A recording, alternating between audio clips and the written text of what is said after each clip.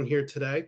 I think the first order of business is to approve the minutes. Those were distributed last week. Are there any edits to those minutes?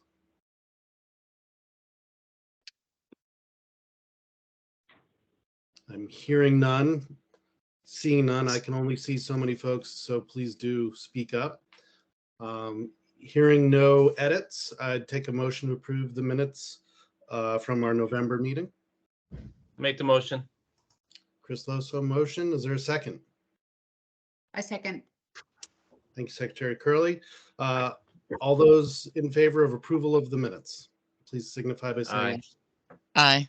Aye. Aye. Most importantly, any nays? Any abstentions? The ayes have it. Those minutes are approved. So I've got a couple comments that I just wanted to share this morning to help sort of set the stage for today. Folks who may recall, just about a year ago, we began a process where Director Biondolillo started to engage with the National Governors Association on some best practices of boards and the governance of those boards.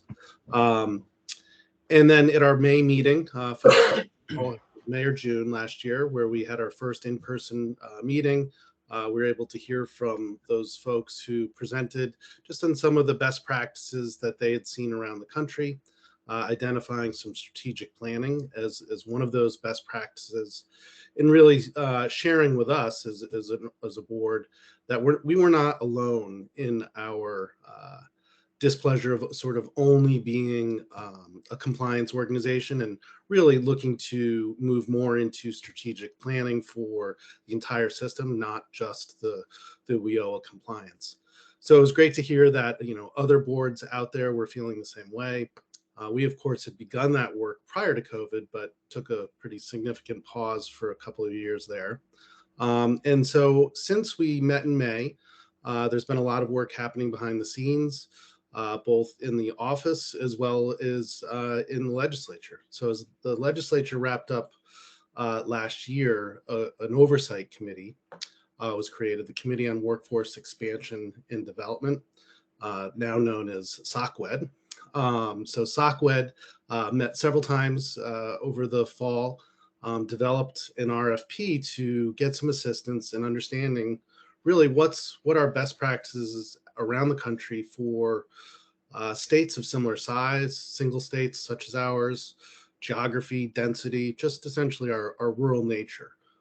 Who out there was doing some sort of cutting edge stuff, bring that back, help us understand how we could shape the governance of our board and the role going forward. So that committee had issued an RFP. That RFP brought in a significant number of really highly qualified proposals. And the committee ultimately selected the public consulting group for this work. And that work is kicking off tomorrow, officially with a meeting to really get underway. So we're really excited about that work. They're going to bring to us knowledge and expertise to help understand really some of those best practices. Furthering this, last week, I attended the National Governors Association for Workforce Chairs and Liaisons group. This was along with Director Biondolillo and Assistant Director Rim.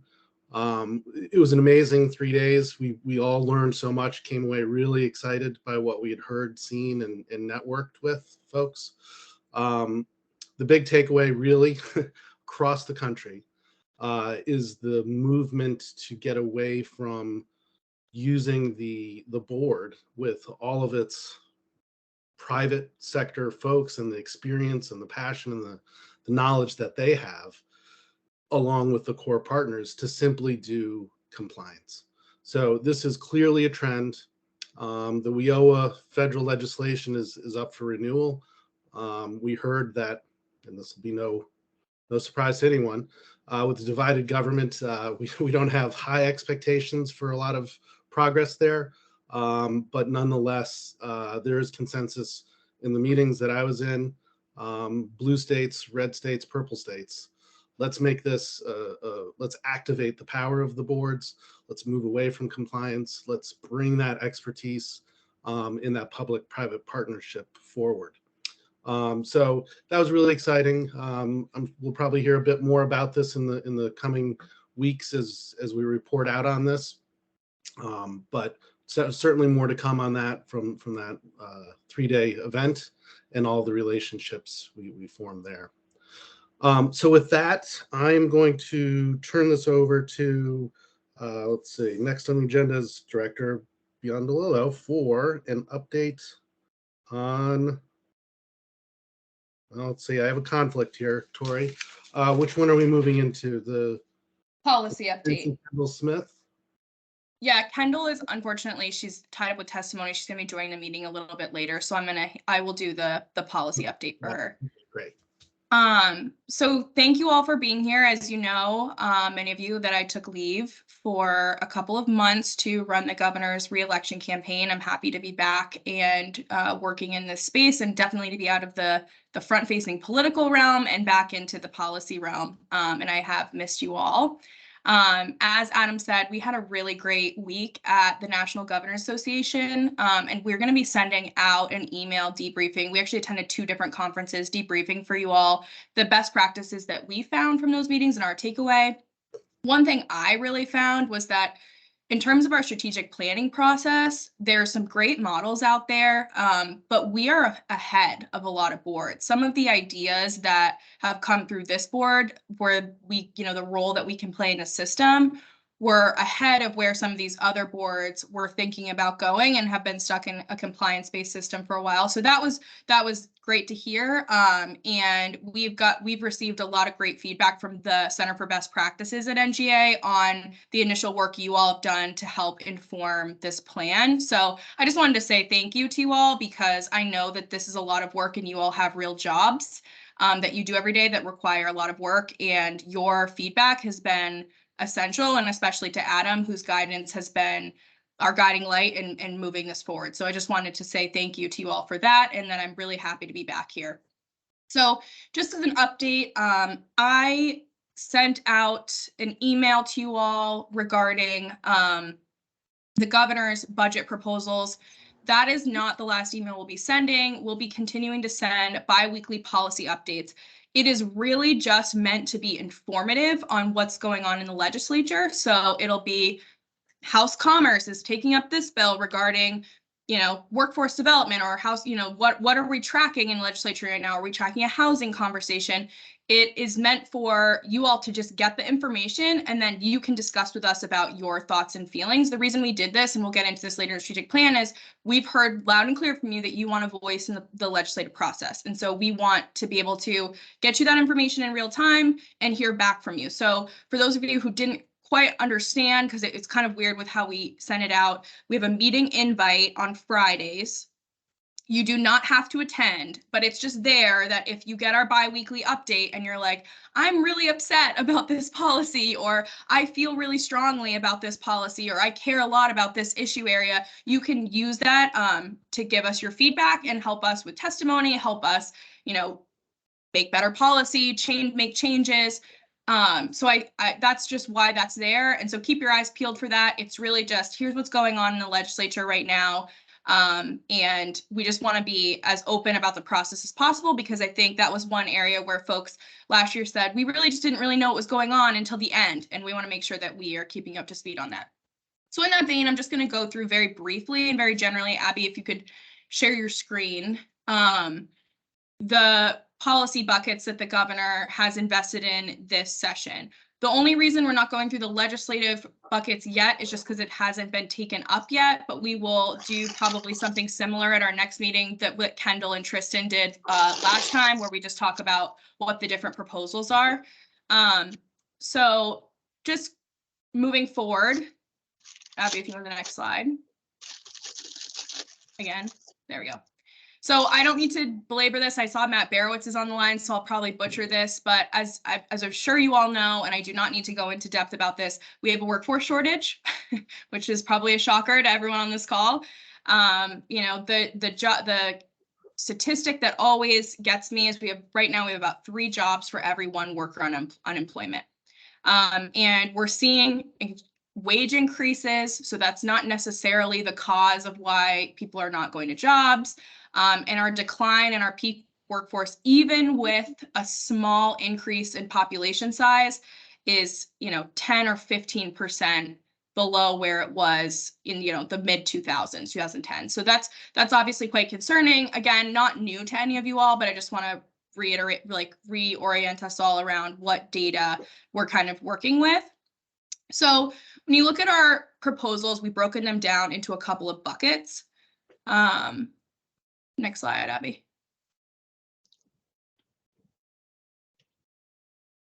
So these are very similar to what we're going to be talking about with the strategic plan, but they're not new to any of you all.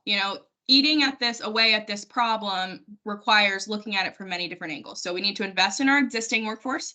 We need to retain the kids that are going through our education system. We need to recruit more working families or net new workers. And we need to continuously monitor and improve our system so that it's nimble with both the changing economic landscape or with change of, preferences or population size. So just basically, I want to just reorient again some folks who might not have been around for this process is, we've done some work in the past with the legislature on investing in our current workforce, which is with CTE and trades training, internships and work-based learning, regional workforce development services, training and upskilling scholarships to fill critical jobs. And then moving forward this session, we have a couple different key priorities. We're going to expand work-based learning, which I believe is about by 1 million, expand on the job training, and modernize our apprenticeship program so that it allows for us to have bigger capacity in certain areas where right now it's hard for folks to do apprenticeship work.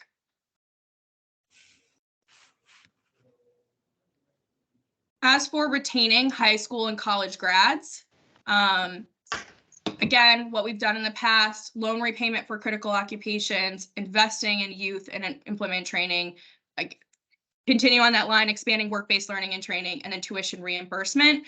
This year, our focus is, again, it's all of the above. We're still doing those things, but we wanted to expand in developing the youth who are in foster programs. So serving more of the youth that are currently in foster programs, giving them career planning, access to scholarships to, live a better life.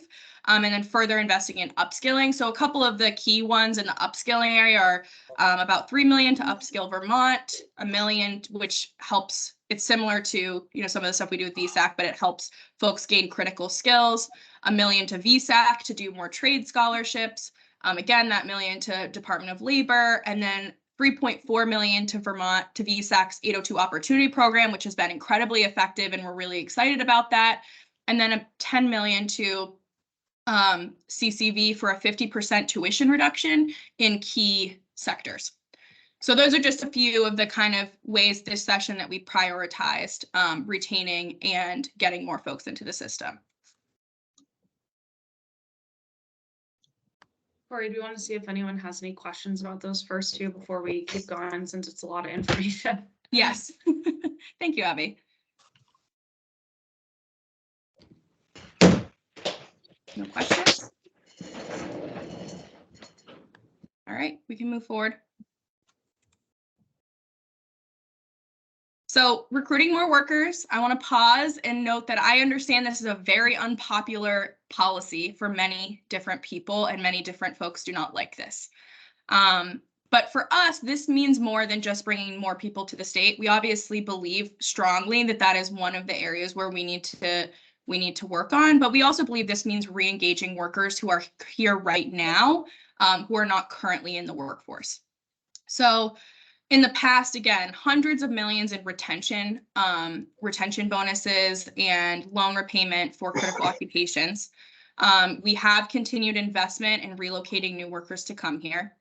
And we have focused on, different areas where we could, help prison populations or give meaningful second chances to folks who have criminal backgrounds, and, trying to get them their licenses, as well as returnships. I think I saw Pat on here with A4TD to help mature workers return back to the workforce. So this session, as regards to this, we are focused on a pilot program that could potentially address the benefits cliff in one area. So that includes a pilot program with Reach Up that expands the eligibility so that it is not a cliff and it's more of a slope so that people can pull themselves off and they're not having to make that tough choice whether or not to work or not work. Again, expand workforce training to the incarcerated populations. We're going to continue investing in ACCD and their great relocation work. And then a pretty significant investment in refugee resettlement and support infrastructure, which is exciting for us because we are proposing an allocation to go to the state workforce board as a part of this. In this proposal, we would be receiving $200,000 to contract an entity to map out our relocation system across the state and help us develop a clear, easy process for employers, nonprofits, and government agencies to work together in relocating refugees and new Americans to Vermont, helping us fill some of these critical jobs. So that is a very exciting opportunity for this board. Obviously, that is pending it going through the legislature, but I think that is a great opportunity for us all to work together to help make the system stronger. And then finally, in recruiting more workers, we have a comprehensive tax relief program that involves the earned income tax credit, eliminating the tax on military pensions, and expanding the income threshold for those who are on Social Security to be tax exempt. And before I take questions, I just want to touch on two other things that are workforce adjacent. The governor has proposed two plans, one for paid family medical leave and one for childcare. I know these are hot button topics in the legislature, so I'm not going to get into this policy or that policy, but I just want to know that those exist. And if folks have more questions about those, we're happy to take those questions offline. Pat? Great, thanks, Tori. This relates both to this slide and the last slide in terms of the critical occupations. There was a definition of critical occupations in, was it 2 years ago, bill that was defining the investments in critical occupations that named a few critical occupations, but not all of them. In the context of this discussion, I know this is related to policy and things that are happening now, but how closely is this definition of critical occupations tied to that 2-year-old definition, or is it tied more to where we have the highest demand, the most openings, things such as that? I will have to check. I believe that we have a list from CCV, so I can circle back with you about that, but I believe it's based on highest demand right now. Well, yeah, because for example, that prior list in legislation did not include any engineers. It clearly included certain healthcare positions. And so, I mean, all of those are in tremendous demand. So it's very limiting, in my opinion, to keep that definition of critical occupants only to that which was in legislation a couple of years ago, because it ignores a lot of other high demand. And that's why I bring this up. And that's a concern that I have. Okay, I can forward. circle back with you on that. I don't believe Okay. it's based on that legislation, but I can check with you. I mean, I can Good, check and great. get back to you. Thanks. Appreciate that. Justin? Yeah, I think the list that Pat's talking about was the list that was built out for the remote worker grant program, right? Or for the relocated worker grant program. So the people who we were trying to supply with some cash to come here, it was a very narrow list. You're right, Pat. It didn't include some of the higher wage jobs because it just looked at the most in demand jobs. Some of those things were like retail clerks, nurses. So I would agree with Pat that that list is not necessarily the most comprehensive overview of what's really needed out there. Yeah, that was part of it, Dustin, but it was also the critical occupations funding that came through to provide, I believe it was either free coursework or scholarships for those engaging in critical occupations. And so it was both those pieces. But yeah, it's a narrower definition. And I get it that may have to happen as it comes to allocating funding, but in the context of, work going forward in critical occupations, I respect this relates to previous investments, but can we broaden that definition going forward? Yeah, I mean, again, I can look at it and tell you, I believe it's not tied to that Okay, good, language. I good. actually think it's fairly broad. I think what the intent here is we're not just blanketly reducing the tuition for programs that may not necessarily be critical right now. But I'm assuming engineering would be one of those that is critical, but I can get back to you on the specifics. But that wording was not based on that legislation. That's just Good. our wording. Thank you. And then the other point I wanted to make was just about housing. Just as context, because I know this comes up in this every single time we have a meeting about housing. We have proposed a couple of new investments in housing, $26 million for emergency housing, $5 million for an additional, or $20 million total for VHIP, which is the housing improvement program, 10 million for healthy homes, which just revitalizes older housing stock, and then 20 million of additional funding to help the missing middle, which is, that middle of the road workforce housing. This is on top of $250 million of ARPA funding that's gone into housing. So I just want to keep level set everyone that that's a huge bucket of money going into housing. The biggest piece that we believe is key that's going through the legislative session right now is zoning and Act 250.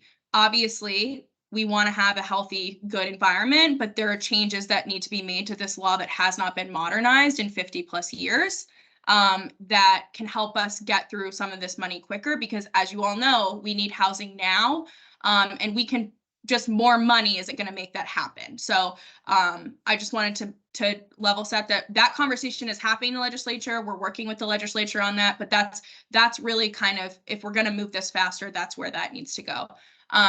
I think I saw a hand from Brian Kravitz. Yeah, thank you. Vermont's refugees, as we know, are really blossoming right now, and the vast majority of them come through Vermont's adult education and literacy system for the basic language skills that they need to even be able to enter the workforce. Is there any talk about the investing in Vermont's adult education and literacy network as part of that support infrastructure? We seem to be left out of that across the board. So I just want to throw that out there. Thank you. Yeah, so I think that's a great point. So part of our refugee allocation, I believe it's $4 million total. So 200,000 of that goes to the workforce board to coordinate the system. Then there is another 3.4 million, which this is obviously separate from what you're talking about, but essentially to help us translate everything to, I believe it's like the top 10 languages of folks coming to America. Everything in state government, everything from critical needs to, obviously workforce supports, et cetera. Then we've allocated in BAA 350,000, I believe it might be 250,000 to Tracy Dolan's office that can essentially be granted out to folks who are doing this connecting work and have to pay some of these costs out of pocket because they're not covered by refugee resettlement funds. That's a grant people can apply for. And then another 1 million in the budget that would be doing similar work, which is essentially, we understand, and this has also been very well informed by the folks from BDCC who do a great job at this, that when you're getting someone to come here as a new American, not just as a refugee, there's a lot of associated costs that differ by refugee, and they have very different needs. And so we want to be able to help bridge that gap because the federal funding is so prescribed for what you can use it for, that we want to be able to give folks the ability to, fund some of these things. So whether it's getting involved in ELL services, whether it's going and doing a type of training, whether it's going and getting their driver's license, whether it's getting a mortgage in compliance with Sharia law, those are the types of things that we're hoping to do because we have much more flexibility at the state level. So I know that doesn't directly answer your question, but I would also like to touch base with you as we have these conversations with the state workforce board about that system coordination and how that could all work together. All right, I think any other questions before we move forward? No? All right, Abby, go ahead.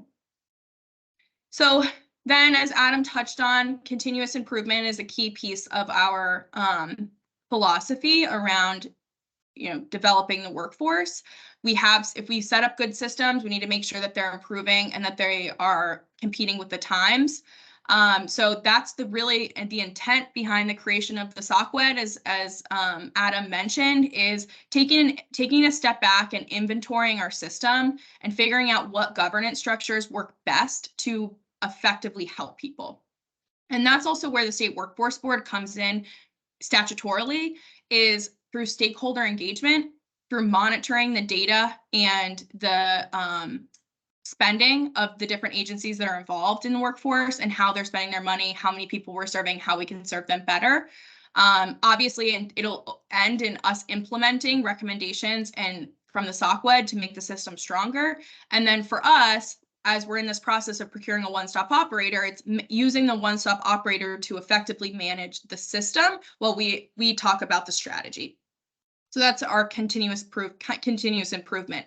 Obviously, today we're here to discuss our strategic plan, which will be a huge part of this, which is why I'm so excited about that. So any questions on this slide?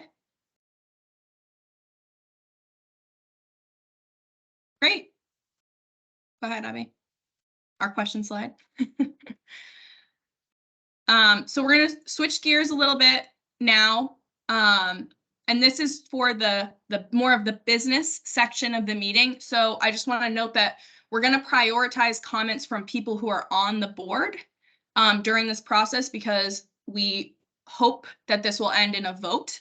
And we want to make sure that we get people's feedback before we do that. I appreciate those who gave us comments on the strategic plan prior to this meeting, but we obviously know there's going to be discussion here. Jill? Just before we move on to that, so I found those slides to be a very helpful summary of what's in the budget on workforce. I've actually been struggling to figure out what that list is and what we might support as since I'm part of a trade association. Are you sharing those slides with us, or is it written up in one of those summaries you described and I just missed it? I just want to have it. It is written up, but I understand that you all get millions of emails, so I'm happy to resend it to you, and we can share the slides after this as well. That would be great if you wouldn't mind, and I'll definitely look for it so that we can have it. Not a problem at all. We are under no impression that everyone sits by their computer waiting for the Workforce Board emails and is just really excited to hear from us. So don't worry. Okay, thank you. But that is a good point, because we just want everyone, again, we're not asking you necessarily, I mean, I would always love it for you to say, we support every single initiative from Governor Scott, but we just want you to be aware of our philosophy and what's currently out there in the legislature, and we'll keep you updated as things change. So again, just switching gears onto the strategic planning process, I just, again, wanted to reiterate my thanks to everyone. From the May board meeting to all the different operating committees, from Adam's work, from all of the different business owners and one-on-one meetings we've had with you all. This has been a great process for us to understand people's priorities and distill them down into some key areas that the board could focus its work. And I think everyone here, from my understanding, is excited to do real meaningful work with this board and focus on moving the state forward.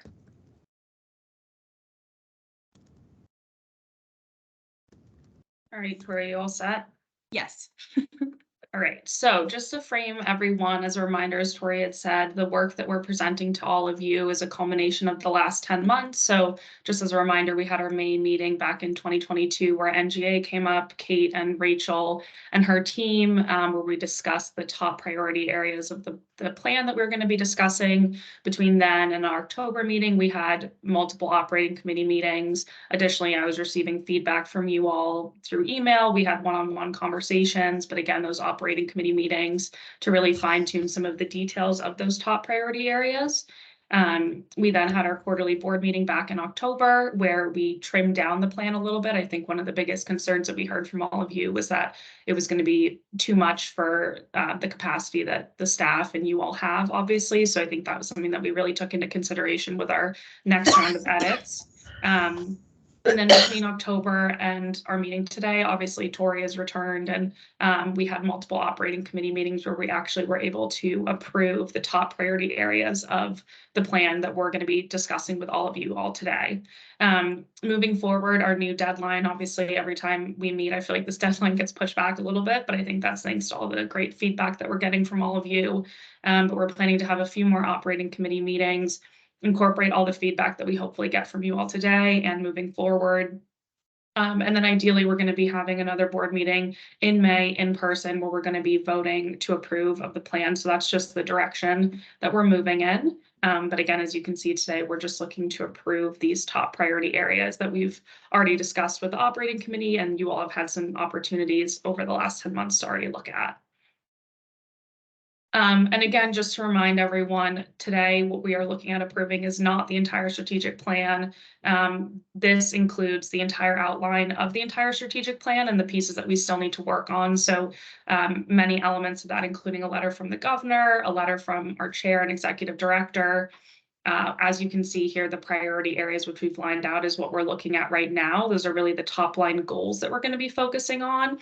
But then as you can see below there, it says breakdown with the one pagers, and that's really where we're going to be fleshing out the details of who's involved, the timelines, what's going to be happening, and who's going to be held accountable for what. So again, just stressing that in today's meeting, these are high level items that we are focusing on just approving to make sure that Tori and I and all of us collectively are moving in the same direction and agreeing on that. And again, before we just dive into the strategic plan, I think it's always important to just remind everyone of the board's statutory charge. And obviously you all are familiar with this, but I think the biggest thing that I just want to highlight is that the intent of this board is to coordinate the system. But aside from that, it's fairly broad and vague. And so I think that the point of the strategic plan and the work that Tori and I are presenting to you all today is to really provide a unified direction that the board is moving in. So just grounding ourselves in that with the conversation to come. Tori. Great. So just again, to reorient folks I just want to remind everyone of the vision we agreed upon in the unified state plan. Fairly simple. I don't need to read it word for word for you, but the idea behind it is that we will have a statewide coordinated and integrative system that helps folks from cradle to career. And our mission as a board is to develop and implement a comprehensive, coordinated, responsive statewide workforce and education training system. So that's the stuff that we're orienting these goals around. Just to level set everyone, these are things that were approved in our bylaws and in our WIO state plan. And our opinion is if it's not broke, we're not going to fix it. So we're going to keep those as we move forward.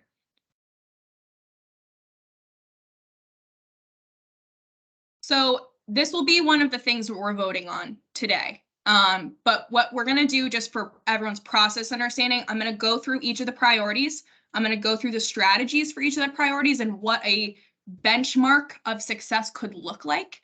What I want to stress to everyone, as Abby said, is this whole plan will have for each of these priorities and each strategy an operational document about how we will achieve this by when and what stakeholders will be involved and what the board's role will be. So that's not that's not the granular focus of today. Today is to ensure that we're moving in the right direction. The reason that we wanted to do this, and I believe it does feel a little elementary when you think about what we're voting on, is because Abby and I didn't want to go through writing every single one pager, this 100-page document, and have it be the wrong direction for the board. So we want to make sure that we get folks on the same page. Feedback that we would like today, especially, would be obviously if you completely disagree with the approach, that's fine. But we want to know who needs to be in the room, what areas should we be looking at, and some potential ideas. So just keep that in the back of your mind as you're talking about these things. But for the board's focus, we've decided on 5 top priority areas. Obviously, I think a big one that we've already focused on, but I think we can do a lot better at, is leveraging effectively the federal money that comes through the Workforce Innovation and Opportunity Act. I think we all are aware, we do the state plan process, but I'm sure, and I've heard from each of you, it feels like this kind of, lengthy report, and there's not really any clarity and operational oversight on what's happening. So that's a priority area. Workforce system alignment is another area where I believe we can work together. This board has representation from all of the relevant state agencies, people in the private sector. It has, folks in the nonprofit space. It has a lot of different folks with a lot of different expertise. And this is a great place where we can come together and convene to work on workforce system alignment. Workforce supports. This is a big thing as well for us, and you'll see, obviously, as it relates to the refugee resettlement dollars, that's a big deal. But I think one of the big areas is helping in this space, helping different communities do well. We've received feedback about different populations, and one of the things that we've taken hard is under this workforce supports, we'll be focusing on populations who are falling behind based on data, based on the current landscape, and assisting them and moving them forward, but also through this work eventually supporting policies that help our workforce, like housing, or just putting the weight behind the board on priority areas that will help move our infrastructure forward. Moving along, workforce education and training. I think this one is pretty simple. Upskilling our workforce, ensuring that we have career pathways, moving folks along the spectrum, and then finally relocation, recruitment, and retention. So again, pretty simple, straightforward, but those are the top 5 priority areas that we believe should govern the way that the board moves forward. Any questions there?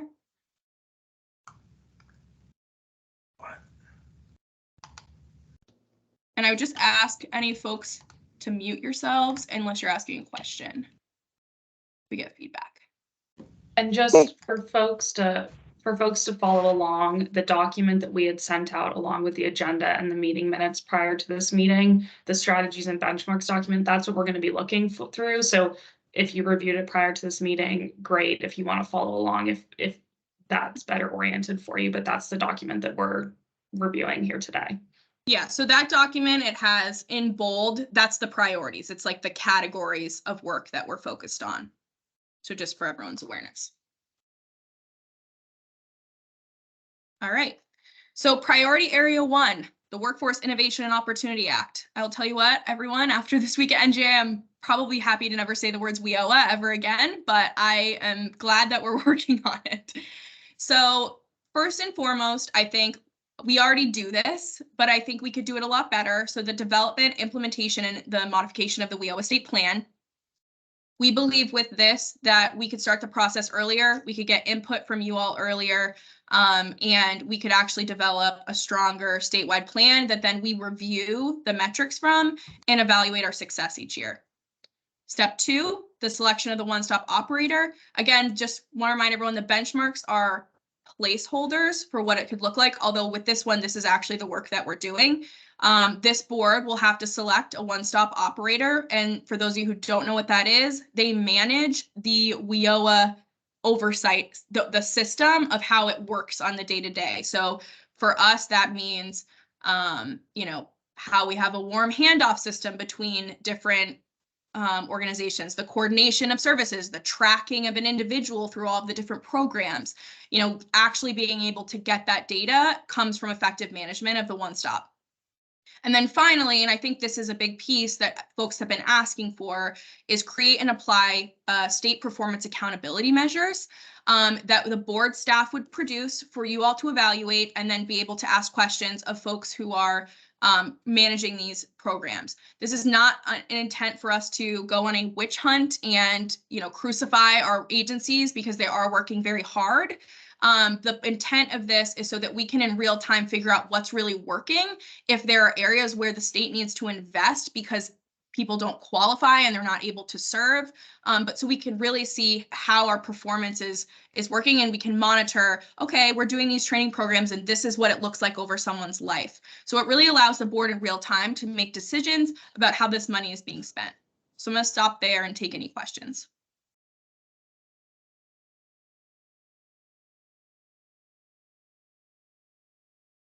I don't see any, so I'll keep moving.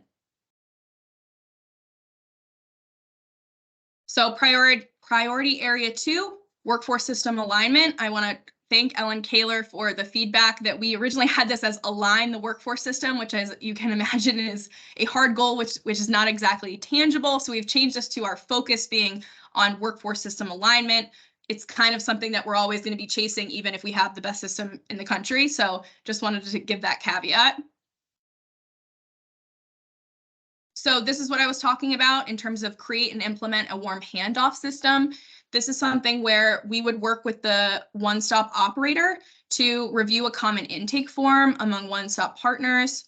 We would evaluate data sharing and the ability to coordinate on cases and create a tracking system for someone so that we can see not as a person, as an individual, but as a data point, how folks are doing at Q2, at Q4, after they go through our processes, how many different agencies were they with, what's going on, you know, how effectively did the training work for them? Was the training matched to the needs of the employers? That type of stuff is what we're looking to implement there. We recognize that that's step one. And so in this one pager, we've already created this one as an example, and we can send it around to people. Our long-term strategy is much more coordinated than that. But I think as this board is getting its feet under it, we've focused on step one, which is getting our feet all in the ground and the same ground, working together. Step two, foster and maintain regional business partnerships. I think folks understand that the RDCs are often, from the workforce perspective, underutilized, and as well as the businesses are eager to hear from us. I think we're very focused right now. Abby and I are already doing this work where we're going to county and talking to businesses. We want to coordinate this with state agencies. We want to coordinate this with other board members. We want to coordinate regional events in other areas where we can hear from regional folks, where it's coordinated across the spectrum. And that way, again, we can understand the differences region by region. So folks on the board can make clear decisions about statewide approaches, or if there needs to be regional differences in how we approach problems. And then expand workforce services to marginalized groups. So this is one piece that we talked about again in workforce supports.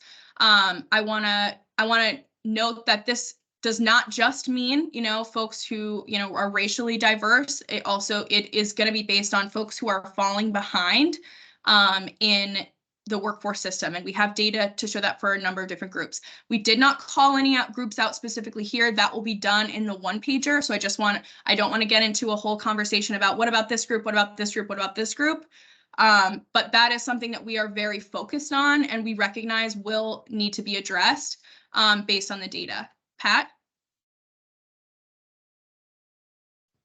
Thanks, Tori. I didn't want to interrupt you. If you aren't finished, please go ahead. But No, it's fine. Okay, my question, as you were talking about step one, it seemed to be very focused on the person interacting with the RIOA system and the one-stop system and the warm handoff of say a client within the system, whereas numbers 2 and yes 3 seem to focus on how to engage employers and understanding their needs in general. I'm assuming to benefit the people and processes in step 1, and then step 3 is again back to sort of a combination of working with regional partners and directing resources at individuals. Is that the intent, or is there also an intent somewhere in here to look at how organizations engaged in workforce beyond the WIOA system are interacting together and developing solutions? Yeah, so that's a great point. This whole purpose is beyond the WIOA system. Okay. The way that we structured it is we wanted one bullet point to be focused on the service delivery, one to be focused on the business involvement, and one to be focused on the actual populations that are being employed. Okay. And the reason that we did that for workforce system alignment is because we believe those are kind of the 3 categories that aren't always aligned. And we in government need to get our head on straight about what thing each group needs. But I want to make clear also to everyone, because that is a good point. Everything other than the WIOA slide is about things other than WIOA. And I know that for folks that does sometimes make everyone uncomfortable, but I want to go back to our board charge. That is well within our charge. The intent of this board is to coordinate all of the systems working together, not just the WIOA programs. And that's not to call you out, Pat, at all. I want to reiterate that because sometimes that's not clear. So yes, it's all of our programs working together. Adam? Yeah, at the Governors Association, I was excited to hear about other states who've successfully created longitudinal data tracking systems that go from education to higher education to workforce. So, you know, one of the things we always hear is, you know, where people just disappear and fall off the tracking system. How do we track that over time? So others have figured out how to do this. We've taken note of who those are, and they're happy to share that. So I'm excited for that to be part of this benchmark system. Pat, again? Yeah, and that sounds great, Adam, and that, but as you were talking, I'm thinking, that would be great. And I think that's something you need to, I mean, if you're in the WIOA system and WIOA funding, that's going to be a whole lot easier than just, Joe Schmo who comes into a, continuing ed program at Vermont State University or at CCV, or, the plethora of people who are looking for career changes and et cetera. And I'm just not sure what we're trying. I hear you, Tori, saying, yes, it's beyond WIOA, but boy, that's a monumental feat to try to track what's going on across everything that's happening for everyone. And so that's why I'm just trying to get a handle Yeah. on, I mean, it's not going to where's be the focus? perfect. It's not going to be perfect, but I think we do have a lot of control through the state processes for referrals, right? So Right. obviously, if someone goes to Vermont State University on their own, for continuing ed, doesn't utilize any scholarships, we might not be able to track them, but they didn't come for us for service necessarily. They Okay. paid through the system. So that's not necessarily what we're tracking. I do think there will be some conversations later down the road. And again, I think that's why we're kind of like, this is step one, because Mhm. we will want to start having some of that data, not necessarily on a person by person basis, but, how are these programs working for people? What are the avenues that they're going through Vermont State University, CCV, if they're not accessing any of the state services? But I think through whatever we want, the way that we want this to work with WIOA, it's easy. With the state funded programs or the contracted funded programs, we do have some control over at least tracking where did they enter and where did they exit. It's not going to be perfect, obviously, but I think that's kind of where we'll start, and then we'll say, okay, here's where the gaps are, and that's the next step for the board. Other questions? All right, Abby, moving along. So priority area 3, workforce supports. You can skip. So there's 2 big things here that one we hope is statutorily happens, but there's 2 parts to it. And the other one, we know you all have been asking for this.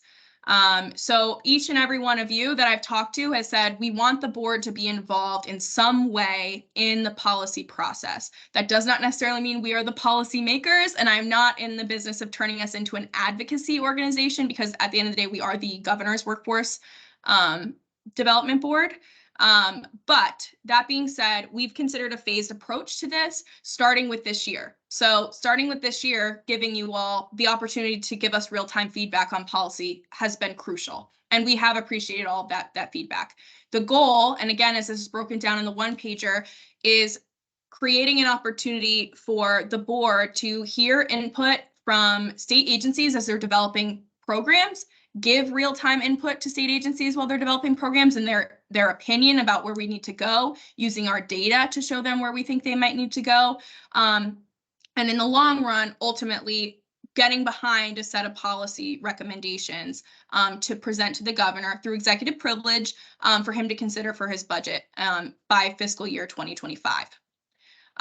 Number 2 is implementation of the language accessibility plan for workforce related materials. Again, this is a 2-parter. So this is how it affects workforce supports.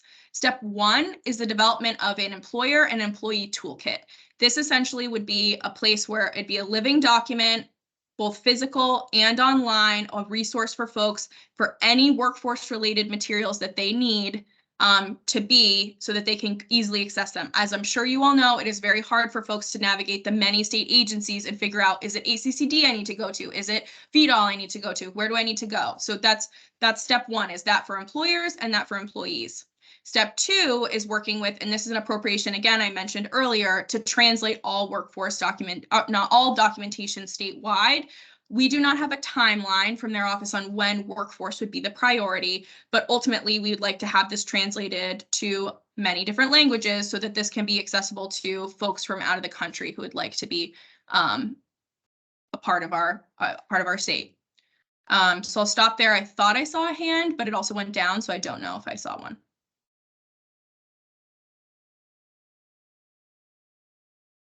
Any other thoughts? Alrighty, we'll move forward. So education and training, fairly simple. Abby, you can switch. So as you all know, with education and training, there's many different there's infrastructure already existing in some of this work. I think what we've heard from Agency of Education and from other folks in this space is we can serve as a natural convener to help make this be more smooth. I think sometimes the silos in different areas cause things to be disjointed. I think it's good for us to serve in that area. So step one is the career pathways mapping. We have a career pathways committee. It was established, I believe, in statute, that its sole purpose is to approve and define career pathways. And so what we would do is have that committee be meeting on a quarterly basis to discuss high priority career pathways based on data. We got a lot of good feedback from the operating committee on, what we should be prioritizing and how we should do that. So I'm eager to hear those conversations from you all about different ways to collect data and different ways to map these things, as well as some of the work that we're doing in our committees as well on those specific career pathways. 2, host training and education provider roundtables. As you all know, and I'm sure folks from the different education spaces will say, it's a lot of, you're all heavily focused on executing your mission. And so one area where we can be helpful is getting you all in the same room to help make progress. We are not in the business of changing the education system. That's not in our jurisdiction. But what we can do is, from a workforce perspective, help make sure that the connections are happening. And then we can make recommendations on maybe where support is needed to make these connections happen better. And then 3 is define eligibility and approve credentials of value.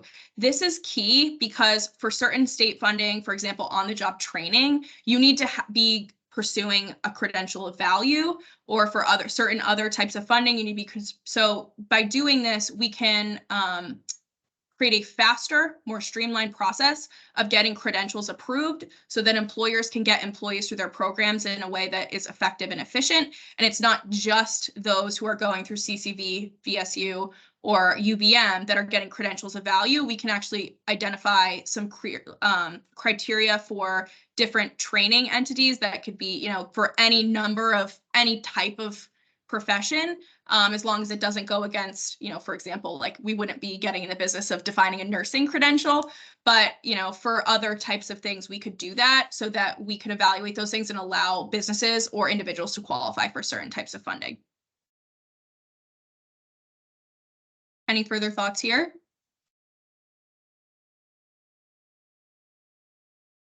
All righty, move forward, Abby. So last but not least, relocation, recruitment, and retention. As I mentioned, for us, this is a very top priority given the fact that we do not have physically enough workers in the state to fill our jobs.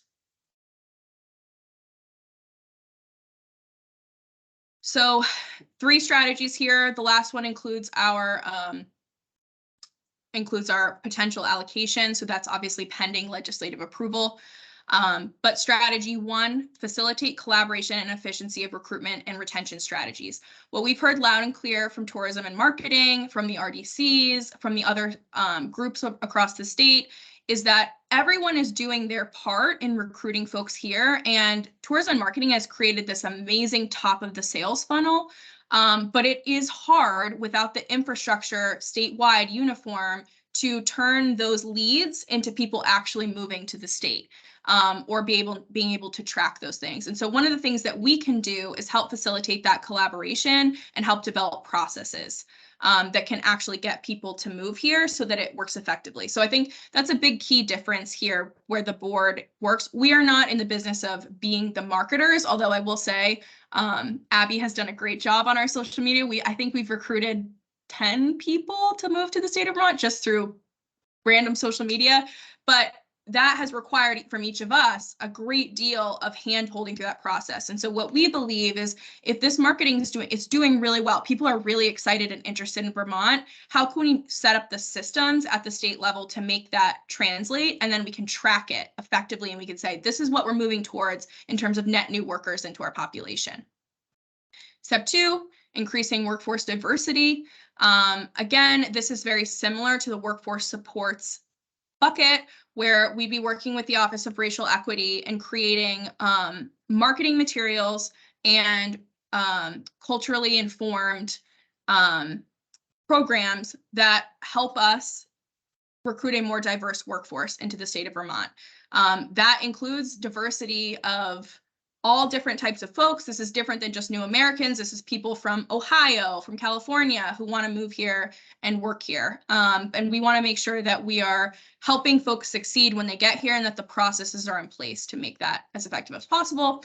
And then finally, the development of a statewide refugee resettlement support network. I'm going to change the wording on that one slightly, in that we're focused more on new Americans than just refugees, because we understand there's a lot of folks who are immigrants, businesses who want to use different visas and don't understand how to navigate the process, who want to do mass recruiting from other countries. And we want to be able to establish some processes that help do that. And that's really one of the big things that this board and this body will work on with a contractor, to map out those processes and ensure that it works effectively and ultimately make recommendations on how it can work more effectively. Any questions there?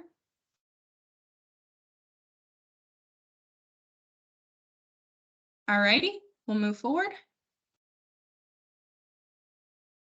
So next steps. What we will do after this is Adam will take us through the priorities and the strategies, and we will vote on those priorities or strategies. We can make amendments, we can make changes. I am thankful for the work of the operating committee, who has had to meet multiple different times this month in order to approve these. But that's what we'll go through. Then moving forward, what we will do is begin developing the one-pagers. Through those one-pagers, we will go through very specific details about groups that we are targeting, how we will implement these plans, and specific deadlines that you all hold us accountable to in order to move this work forward.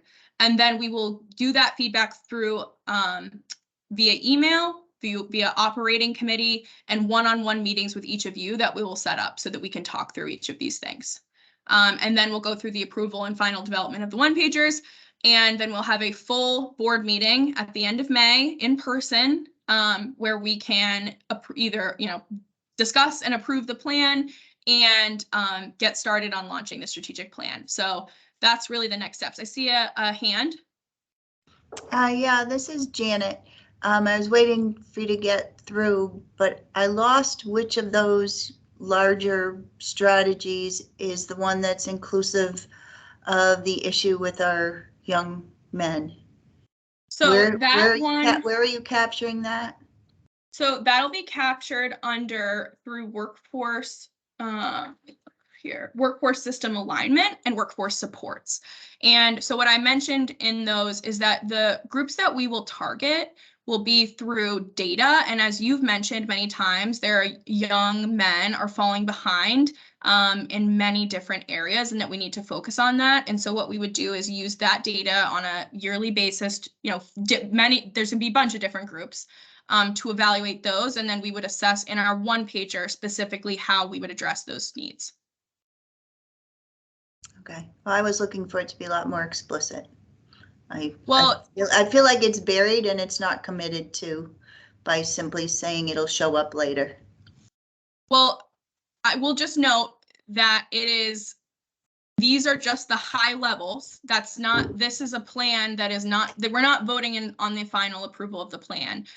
We discussed this at the operating committee last time at length, if you'd like to go back and review that. And I'm happy to, again, ensure that it's part of our plan, but there will be a specific benchmark attached to that one specific group of people that you can hold us accountable to in the one-pagers. But it would not be under priority as an overall category.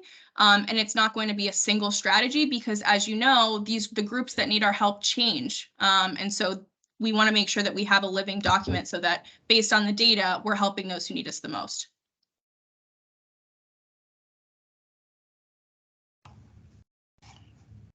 Well, I'm very concerned it's going to get missed, but I will watch the process.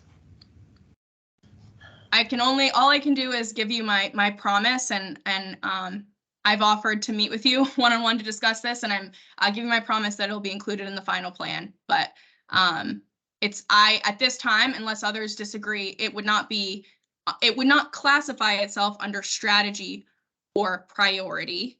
It would be an implementation, a piece of the implementation of the plan.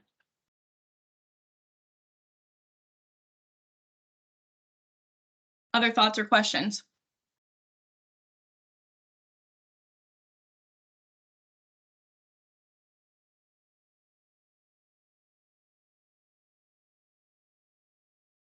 All right, I think I will turn it over to Adam. Great. Well, thank you for that overview and summary. Abby, if you want to stop this, well, let me just do it that way. Screen share. I think everybody's good there. So next up is to have the board discuss and then potentially approve the document that was distributed. As a reminder, this document was reviewed by the operating committee and approved by the committee a few weeks ago. So are there does everyone have that document available, reviewed it? And do we want to just open a discussion to the specifics of the document, or we can walk through it from top to bottom? I'll open it up first just for general comment.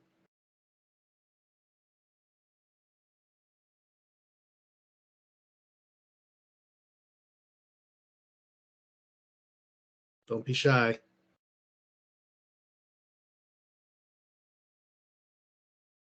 Okay, so the way this is laid out is we have the strategies as well as the priorities. Anyone have any concerns about strategies? Comments? Looks like Pat. Yeah, Pat might have No, Adam, I looking at this, I mean, this looks good to me overall. The devil's in the details, it seems, when we start to get down into the weeds on a lot of this stuff. I'd shared with Tori and Abby some comments around, like, for example, it'd be great to have a customer relations management system at some point that we could all interact with. But again, if the focus is, let's understand what's happening with our WIOA people, let's understand how we're all coordinating together on pathways and things like that, I think that's great. So, I personally don't have a problem with this. The strategies and the goals look good. It's just that, we'll have to see how, as we start implementing this, what does it all translate into in terms of activity and et cetera. So I want to note that it's not going to be, we're not going to just send you the one-pagers before the next meeting. What we're hoping to do is, after this next meeting, Abby and I will basically go through and do that work, and we'll be sending it through iterations of edits to you all. So it'll be ways where we're like, by February 26th, we would like feedback on the WIOA section of the one-pagers, and that's where we'll get a lot of feedback. We'll have operating committee meetings, and then we'll be scheduling a one-on-one with each of you to discuss through your specific concerns of each of the concerns or questions or feedback that we'll discuss at operating committees, bring to the whole group, and keep going through this process iteratively. So there will be lots and lots of opportunity for the details to be monitored. We don't want to in any way be like, you've approved this, so the plan is just going to go through. We're definitely going to be consulting with each of you. And I do think you're right about the customer service management system, and I think that's a great long-term goal for this board to achieve. Tom? Thanks. I feel like the prioritization maybe, maybe I'm just not, things, other people are thinking about things and using language that doesn't resonate with me. So I flag that as a possible reason, but I would love to call out the strategic priority of engaging people who are not in the workforce, who are not sufficiently fully engaged to their full potential, maybe working part-time in dead-end jobs, that type of thing. But in people who are already here, who are dependents and need to become fully engaged workers. And I feels like that should be a top priority. And I'm not seeing it in any of the sort of strategies as highly as I would love to see it. Okay, so perhaps we could add that in either workforce supports as a strategy as increasing workforce engagement of disengaged workers, or we could change the priority title of the relocation, recruitment, and retention to be like net new workers and have a bullet point about engaged workers. So I'd open it up to the group on their thoughts on that. The second option, changing, I mean, it seems like it's part of the whole recruitment retention strategy, but it's what I would put as the first priority is the people who are already here, living here, have housing here, but aren't working. And let's get them working. And I think we can, and you know, some of resources programs and specifically are really working towards that. So I'd love to see that bullet, that strategy sort of broadened and reprioritized. Okay, so Tori. I think, oh, go ahead, Adam. Well, just, you know, I think I want to caution us in that this is not much different than Janet's question or wanting to raise a specific group up and really call it out. So both are right? But what's right for this document, and how far do we go in being specific in this high level initial guidance? Remember, this is just the guidance. This is not the full plan. So it could just be a slippery slope. I think both Tom and Janet have great points.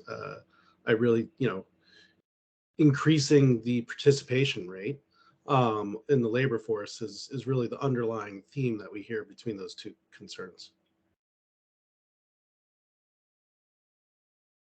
I don't have an answer for you, Tori.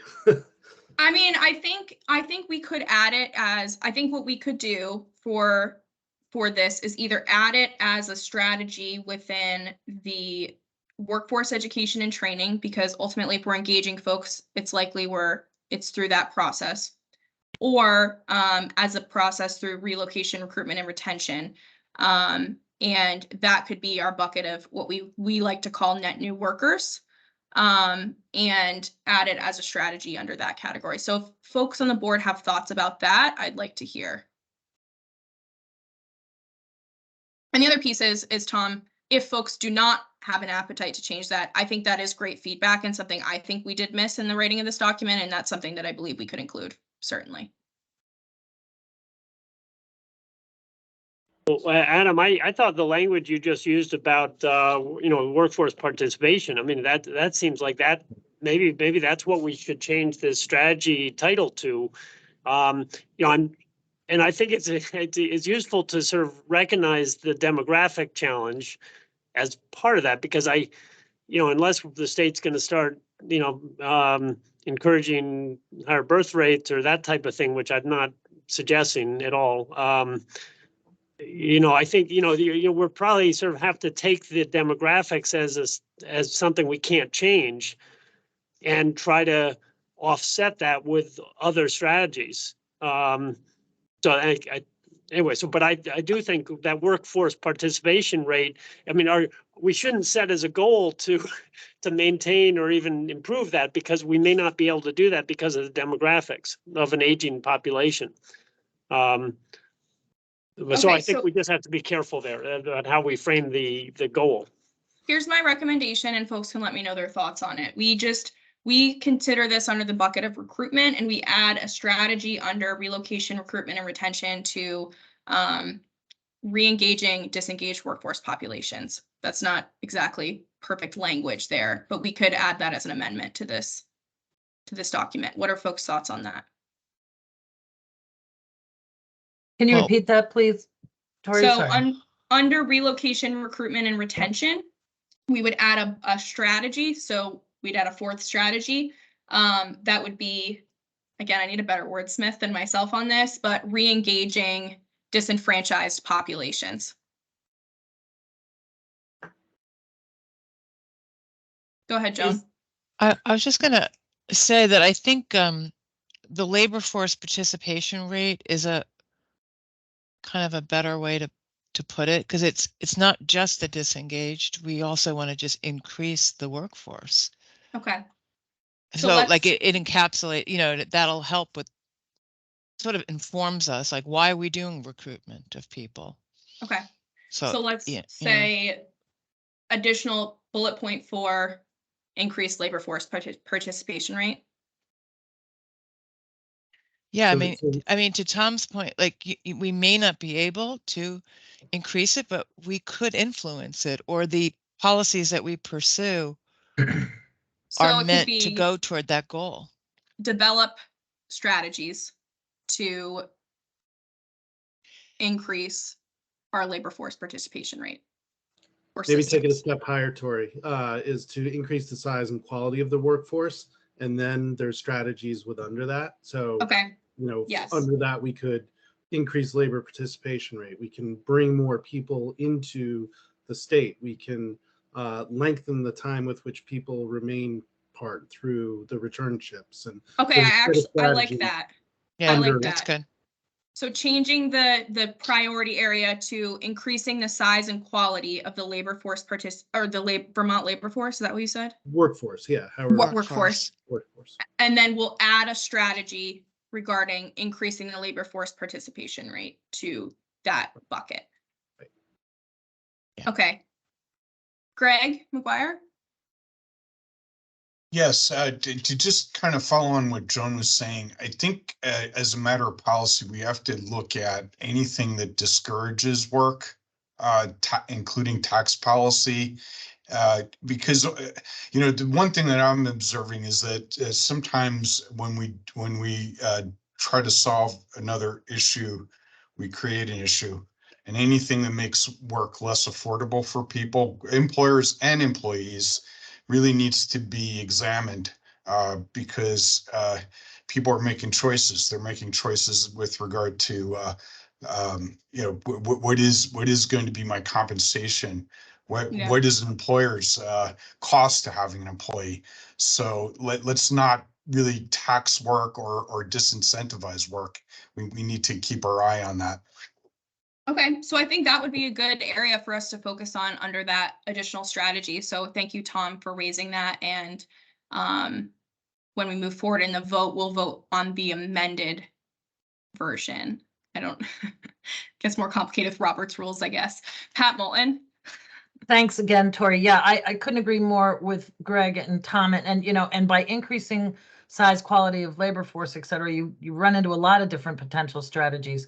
As Pat Elmer knows, about 100 years ago, it seemed we were working on how do we get more retirement age folks to come back into the workforce? How can we look at, you know, is 16 the right cutoff age for, you know, I mean, it's just, it gives you that opportunity to look at a much broader age range. And so it's, I really like that. And it does fit under the relocation, recruitment and retention, but it seems like there's also an element of that could go, I'm just thinking out loud, in the workforce support section in terms of, you know, how can we do more to keep people in the, you know, and especially those who are of working age, are capable, and to Janet's missing middle, you know, to the missing men, you know, it's how are we engaging all these various populations to participate in the workforce? So just my thought too.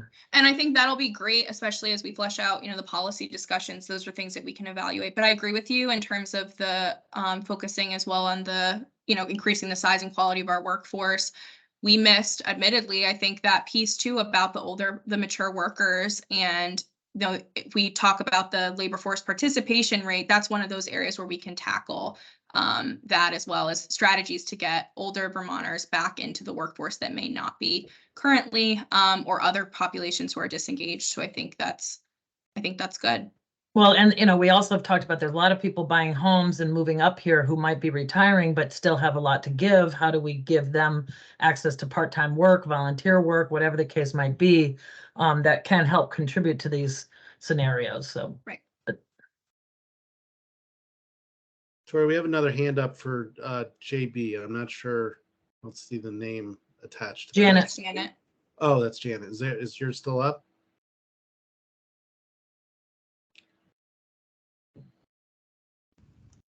Okay.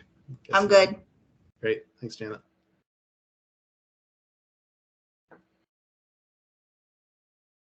Other thoughts or feedback? Feel free. You don't need it. You won't hurt our feelings. Deborah? had to turn my mic on.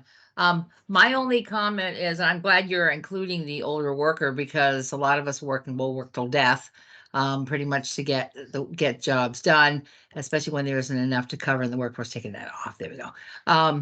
And that is that there is some back pressure from some companies within the state, just as in any other state in the US, that older workers cost them more. And my company works almost exclusively with Green Mountain Power, and they go through an annual process where they actually put up a nice big package to make their workers retire and to get them out of the workforce and then to hire younger, less expensive employees. So there's that concern is always going on, especially with larger companies, because they run their numbers and they look at the risk of having older workers and what it costs them. So it's just a consideration that there's back pressure on that front. Although I believe that a lot of older workers still have a lot to give, and they should be given that opportunity to stay in the workforce instead of getting pushed out. Thank you. Yes, yeah, definitely. And I think one area we can look at as well is certain benefits cliffs that we may have at the state level. Obviously, we can't affect the federal benefits cliff. We can try to influence our delegation, but some of the different ways also that we can make it more lucrative for folks who are mature workers to stay engaged in the workforce, as well for companies.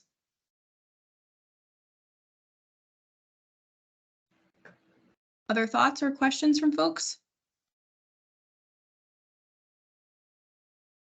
So if we have no other questions or comments, the next order of business is to vote on the approval of the document as shared and discussed here today, the Vermont Workforce Development Board Strategic Plan, Strategies, and Benchmarks.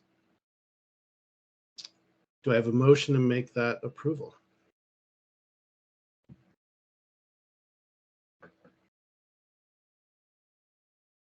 Looks like Move. Joan might have. Move. Yeah, she's muted. Who was that? Sorry.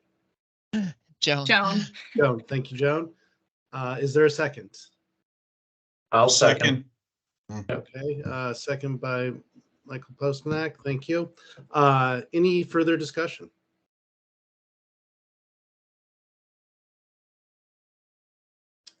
Hearing none, please signify your approval by saying aye. Aye. Aye. Aye. Any nays?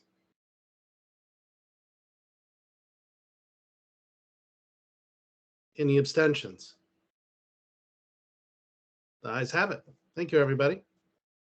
Great. Well, thank you all so much for your help and feedback. I felt like this was a productive conversation, and also for the feedback we've gotten over the last couple of months.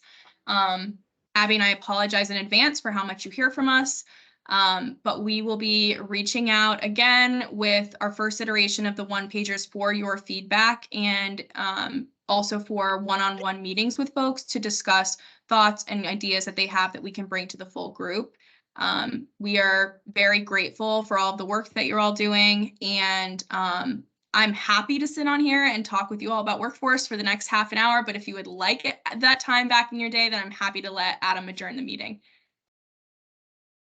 That's great. Thank you. Before I adjourn, I just want to thank Tori and Abby for all their work that they put into this. I don't think anyone is going to complain about information coming from the board. I've heard only compliments for the increased communication, the true and authentic engagement that you're having with both board members, with all the committee members, and the work across the state. So great job. Thank you. I do see that Pat has raised her hand to stick around for another half hour. Thank you, Adam.